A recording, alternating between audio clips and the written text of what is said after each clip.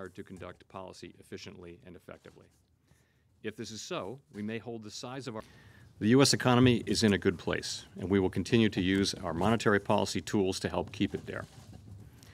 The jobs market is strong, showing healthier wage gains and prompting many people to join or remain in the workforce.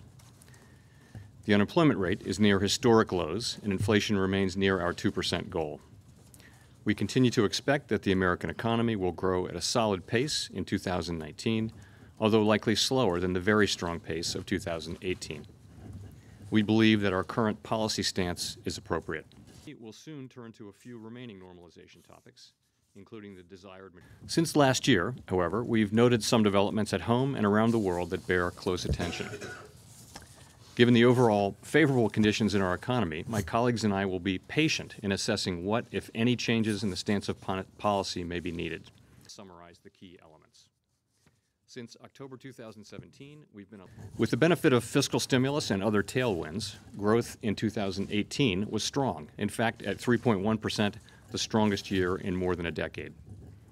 For some time, most forecasts have called for growth to continue in 2019 at a somewhat lower but still healthy pace. They're the main factor. I think that the main factors are the delevering campaign that the...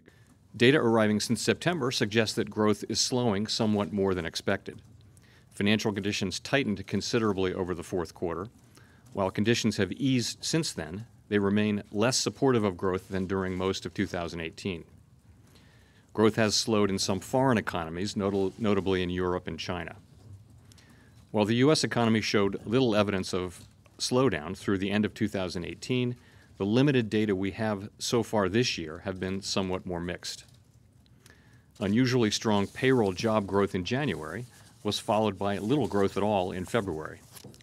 Smoothing through these variations, average monthly job growth appears to have stepped down from last year's strong pace, but job gains remain well above the pace necessary to provide jobs for new labor force entrants.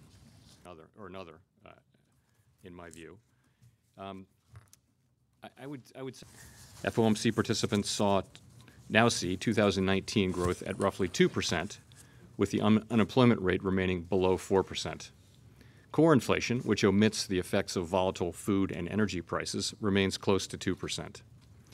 Declines in oil prices since last fall are expected to push headline inflation below 2% for a time, but this effect is likely to be temporary. Also very mindful, and we have been, of course, all along. Patient means that we see no need to rush to judgment. It may be some time before the outlook for jobs and inflation calls clearly for a change in policy. Thank you very much.